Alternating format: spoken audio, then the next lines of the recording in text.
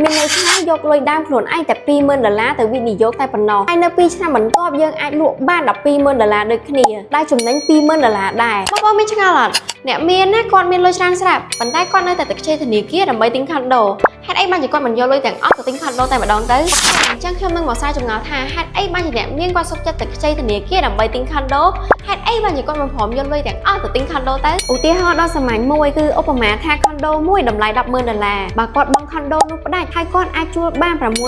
ក្នុងមួយខែ ROI គឺប្រាក់ចំណូលប្រចាំឆ្នាំចែកនឹងការវិនិយោគហើយគុណជាមួយនឹង100ស្មើនឹង$7,200ចែកនឹង$10,000គុណនឹង100ស្មើនឹង 7.2% ប៉ុន្តែបើខ្ចីប្រាក់ 80% ហើយបង់លុយដើមខ្លួនឯងតែ 20% មានន័យថាខ្ចីប្រាក់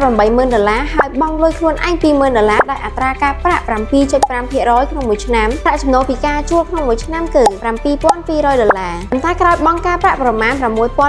រាក់ចំណេញសុទ្ធស្មើនឹង$1,200តែ ROI គឺ$1,200ចែកជាមួយនឹង$20,000គុណនឹង100ស្មើនឹង 6% តែបងប្អូនមើលទៅអាចឃើញថាយើងទទួលបានការចំណេញតិចជាងការបង់ផ្ដាច់ 1.2% ហើយបងប្អូនកុំភ្លេចថាយើងវិនិយោគលុយដើមខ្លួនឯងតែ$20,000ទេហើយនៅសល់លុយផ្ទាល់$80,000ទៀតដែលអាចយកទៅវិនិយោគលើអ្វីផ្សេងទៀតបានហើយបើនិយាយពីតម្លៃអចលនទ្រព្យដែលគេហៅថា value property វិញគឺយើងអាចសង្កេតឃើញថាបើសិនជាយើងយកលុយខ្លួនឯង$10,000បង់ផ្ដាច់ហើយនៅ2ឆ្នាំបន្ទាប់យើងអាចលក់បាន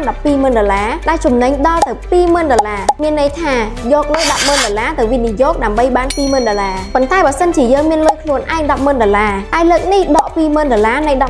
ហ្នឹងទៅទិញខុនដូតម្លៃ$10,000ដូចគ្នាប៉ុន្តែម្ដងនេះខ្ចីធនាគារ$80,000ដើម្បីបង្គ្រប់វិញមានន័យថាយកលុយដើមខ្លួនឯងតែ$20,000ទៅវិនិយោគតែប៉ុណ្ណោះហើយនៅ2ឆ្នាំបន្ទាប់យើងអាចលក់បាន$12,000ដូចគ្នាដែលចំណេញ$20,000ដែរហើយយើងក៏អាចនៅសល់$80,000ដើម្បីវិនិយោគលើអ្វីផ្សេងបន្ថែមទៀតដូច្នេះសរុបសេចក្តីមកការសម្រេចចិត្តខ្ចីប្រាក់ធនាគាររបស់អ្នកមានគឺមិនមែនដោយសារតែពួកគាត់គ្មានលទ្ធភាពនោះទេប៉ុន្តែជាយុទ្ធសាស្ត្រហិរញ្ញវត្ថុដ៏វៃឆ្លាតក្នុងការបង្កើនទ្រព្យសម្បត្តិពួកគាត់ប្រើប្រាស់ប្រាក់កម្ចីដើម្បីសម្រេចបាននូវគោលដៅសំខាន់ចំនួន3ដោយទី1ទទួលបាន ROI ខ្ពស់លើដើមទុនផ្ទាល់ខ្លួនដោយប្រើប្រាស់លុយធនាគារដើម្បីរកប្រាក់ចំណេញធំលើដើមទុនផ្ទាល់ខ្លួនតិចតួចទី2មិនចំណាយលុយទាំងអស់ដើម្បីទៅវិនិយោគរបស់តែមួយទេពួកគាត់ចែកលុយទាំងអស់ទៅជាច្រើនចំណែកដើម្បីយកទៅវិនិយោគលើឱកាសផ្សេងទៀតដែលផ្ដល់ទិន្នផលខ្ពស់ជាងប្រើលុយទាំងអស់ទៅវិនិយោគរបស់តែមួយចំណែកឯទី3គឺពួកគាត់ទទួលបានអត្ថប្រយោជន៍ពន្ធតាមរយៈការកាត់បន្ថយបន្ទុកពន្ធដោយប្រើប្រាស់ប្រាក់កម្ចីនិយាយរួមអ្នកមានមិនទិញអចលនទ្រព្យដើម្បីទម្លាក់លុយទេ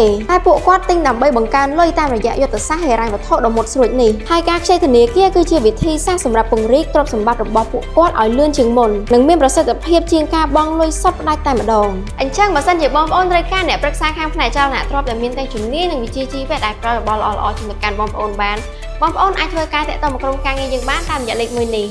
អរគុណច្រើន